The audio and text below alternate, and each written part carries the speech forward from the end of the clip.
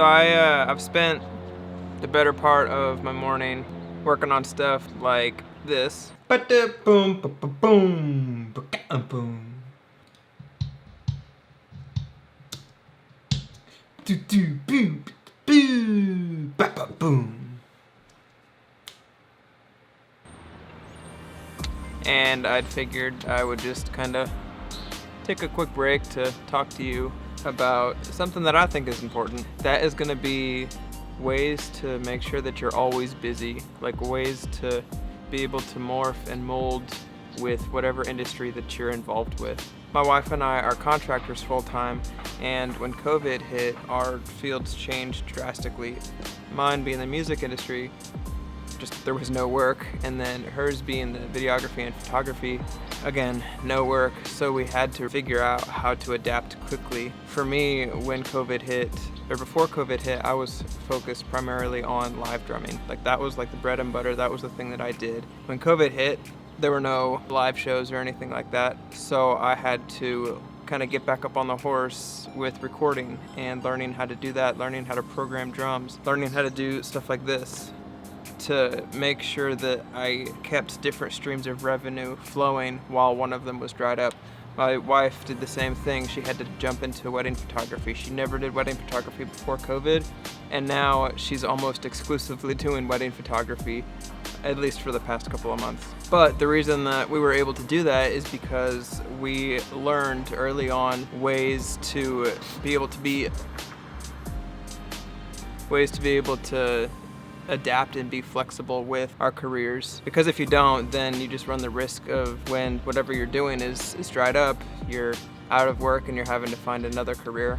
There's nothing wrong with that, but there are ways to make sure that you're always busy. For me, what my days or weeks look like is a healthy portion of live music now, believe it or not, recording things for people. It's mostly remote right now just because COVID's still kind of weird with all that stuff, but a lot of remote drum tracking, drum lessons, and anything else that has to do with music. I do consulting for Ableton and everything else. But all that to be said, that all didn't happen overnight, and the reason that I do all of that is to make sure that I always have something to work on. My days are always filled with doing something, which is normally one of those things that I do. And I think being a contractor, it's really, really important for people to learn that and to realize that there's always going to be something that you need to learn. There's always going to be something that you could grow into to make yourself more in demand, make yourself more valuable to whoever wants to hire you. For me, I've found that my knowledge in Ableton and being able to do that so well pairs really well with being a live drummer. That way when people hire me, they can hire me for both of those things instead of just one of the things, and it makes me more valuable compared to a drummer that doesn't really know how to do Ableton or use Ableton. That's basically all I got for you. I know it's kind of short, but I was just thinking about that as I was working on some drum stuff, and I figured it's worth sitting down and talking about. If you have any questions, let me know, or just write a comment down below. Okay, I'm gonna go get back to work now.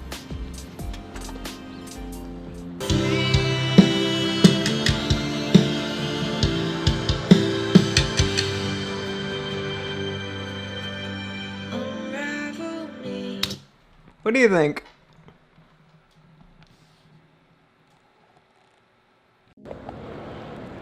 Alright, it's been a couple hours and I got most of the stuff done I needed to get done today.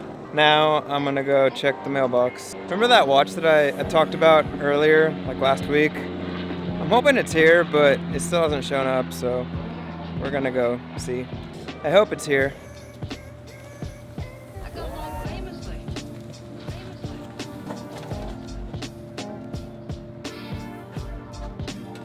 I hope that this package is here. Ladies and gentlemen.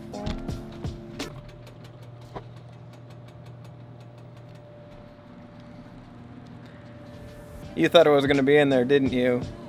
Me too. See, here's the problem with people sending you things, especially things you don't pay for. You really have no reason to argue, because I mean, they gave it to you for free, so if you get frustrated or mad for something they're giving to you for free, it kind of puts you in a category you don't really want to be in. But I mean, 6 weeks? Like, that's a little excessive. It's fine. I'm not mad about it, but anyway, just one of those things, I guess. Ladies and gentlemen,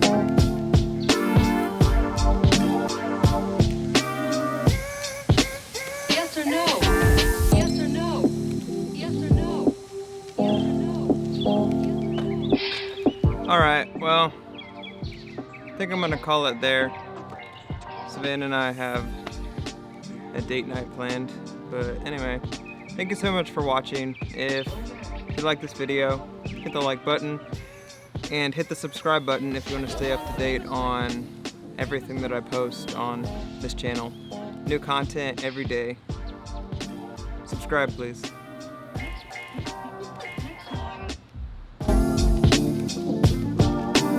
ladies and gentlemen.